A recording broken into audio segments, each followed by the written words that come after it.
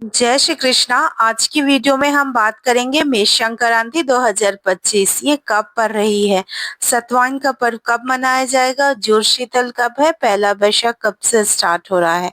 हम जानेंगे इसके शुभ मुहूर्त, पूजा विधि कैसे मनाए, मतलब इजी रूप से कैसे मनाए, उपाय क्या करें और हाँ भूल कर भी कौन से कार्य हैं जो इन दिनों में नहीं करने चाहिए।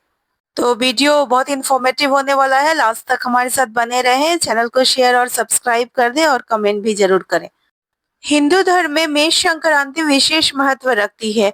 ये सूर्य के मेष राशि में प्रवेश करने पर मनाया जाता है। यह सौर्य माह के कैलेंडर का पहला महीना होता है। इस दिन भारत के कई राज्यों में पर्व मनाया जाता है, जैसे बंगाल में पहेला बैसाख, पंजाब में बैसाखी, उड़ीसा में पना संक्रांति। तो जानते हैं साल 2025 में मेष संक्रांति किस दिन मनाई जाएगी। तो 13 अप्रैल 2025 को सूर्यदेव अपने उच्च राशि अर्थात मेष राशि में रात्रि को 3:21 पर प्रवेश कर जाएंगे।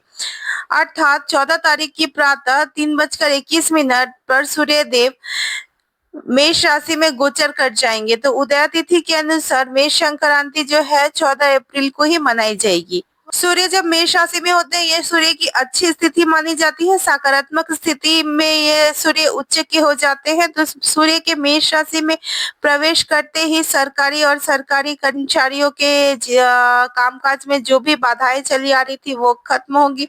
सूर्य आत्मा के कारक है, हड्डी के कारक है, हृदय रोग के कारक है और पिता के कारक है।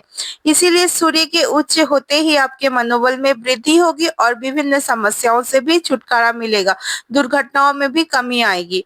सूर्य के मेष राशि में गोचर से आध्यात्मिक विकास और सकारात्मक ऊर्जा के लिए काफी अच्छा माना जाएगा। खरमास की भी समाप्ति हो जाएगी, सारे शुभ और मांगलिक कार्य फिर से शुरू हो जाएंगे। तो इस दिन जो है सूर्य भगवान की पूजा की जाती है। तो आइए मैं आपको संक्षेप में पूजा विधि बता देती हूँ। तो इस दिन गंगा, यमुना या गोदावरी जैसे कोई भी पवित्र नदी पे आप स्नान कर सकते हैं। यदि नदी में स्नान करना आपके लिए संभव नहीं है तो घर में भी गंगा जल मिले हुए पानी से स्नान करें। ऐसा करने से तन मन की शुद्धि हो जाती है। इसके बाद स्वच्छ वस्त्र धारण करके तांबे के एक पात्र में जल, लाल पुष्प, गुड़, रोली, अक्षत लेके सूर्य देव को अर्घ्य दे। इसके बाद ओम सूर्याय नमः जैसे मंत्रों का उच्चारण करें। इसके साथ ही आप सूर्य चालीसा या आदित्य हृदय स्तोत्र का पाठ कर सकते हैं। पूजा के स्थान को दीप, धूप, पुष्प आदि से सजाएं, सूर्यदेव को भोग लगाएं और ये प्रसाद सभी में वितरित करें। इस दिन उत्तर के कुछ क्षेत्रों में जैसे बिहार, झारखंड, मध्य प्रदेश आदि में लोग सत्तु संक्रांति मनाते हैं। मेष संक्रांति को सतुवानी के नाम से भी जाना जाता है। इस दिन सूर्य उत्तरायण की आधी परिक्रमा पूरी करते हैं और इस अवसर पर उत्तर पूर्व के कुछ राज्य जो है अपने इष्ट देव को सत्तु समर्पित करते हैं। लोग मिट्टी के बर्तन में भगवान को पानी, गेहूं, जौ, चना, मक्का के सत्तू के साथ आम का टिकोला प्रसाद के रूप में चढ़ाते हैं। बाद में इस प्रसाद को स्वयं ग्रहण करते हैं और परिवार में वितरित करते हैं। तो चलिए मैं आपको संक्षेप में बता देती हूँ सतुवानी की पूजा कैसे करें।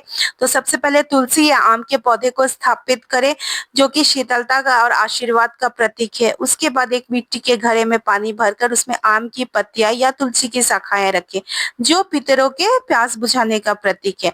उसके बाद जो है आप अपने इष्ट देव जो है उनको सत्तू, गुड़, चीनी से बनी हुई चीजों का भोग लगाए, टिकोला का भोग लगाए और फिर जो है आप प्रसाद का खुद स्वयं सेवन करें तथा जो भी जरूरतमंद है या परिवार वाले हैं उनको आप दान कर सकते हैं।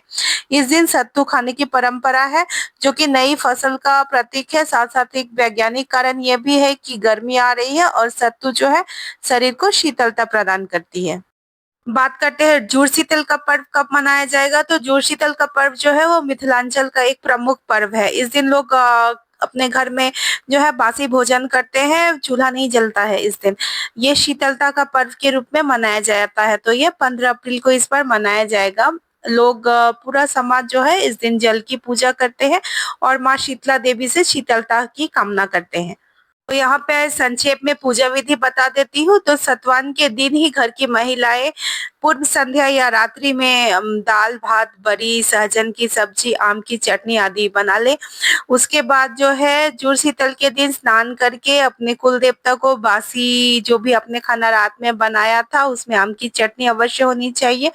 उसे आप अपने कुल देवता को समर्पित करें। इसके बाद अपने चूल्हे का पूजन करें।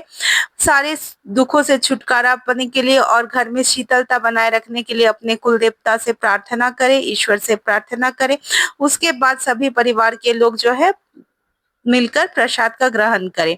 इस दिन ब्राह्मण भोज भी कराया जाता है और अनाज, फल और सब्जी आपसे जो भी संभव हो वो गरीबों या ब्राह्मणों को दान अवश्य करिए। इस दिन का महा उपाय है कि सतवान के दिन ही आप रात को किसी भी मिट्टी के पात्र में या किसी भी शंख में जल भर कर रख ले। उस बासी जल को सुबह में अपने घर में छिड़काव करें और घर के जो बड़े बुजुर्ग हैं वो जल का कुछ अंश लेकर छोटों के सर के ऊपर रखें और उन्हें शीतलता का आशीर्वाद दें। ऐसा करने से परिवार में जो लड़ाई झगड़े हैं वो बंद होते हैं, घर में शीतलता बनी रहती है, घर का माहौल अच्छा बना रहता है। मेष संक्रांति बहुत ही पवित्र दिन है। हमें इस दिन कुछ कार्यों से बचना चाहिए, जैसे तामसिक भोजन, मांसाहार का सेवन नहीं करना चाहिए, देर तक नहीं सोना चाहिए, गुस्सा नहीं करना चाहिए। इसके अलावा इस दिन भूल कर भी पेड़ों की कटाई छटाई ना करें और अगर आपके घर में कोई आया है तो उसे खाली हाथ ना लौटाएं। तो आने वाले इस दिन की ढेर सारी शुभकामनाएं। चाहे आप पुथारू मनाते हो, विशु मनाते हो, बैसाखी मनाते हो, पयला बैशाख मनाते हो, पाना संक्रांति मनाते हो, सतवाइन मनाते हो या मेष संक्रांति मनाते हो, आपके लिए ये दिन शुभ रहे। इसी के साथ मैं ये वीडियो समाप्त करती हूँ। मिलते हैं फिर अगले वीडियो में। तब तक के लिए हमारे चैनल को शेयर और सब्सक्राइब करके जरूर रखिएगा, क्योंकि फेस्टिवल से रिलेटेड जो भी क्विक इन्फॉर्मेशन है मैं समय समय पर इस पे लाते रहती हूँ, ताकि आपको किसी भी परेशानी का सामना ना करना पड़े और आपकी पूजा जो है सरल रूप से संपन्न हो जाए।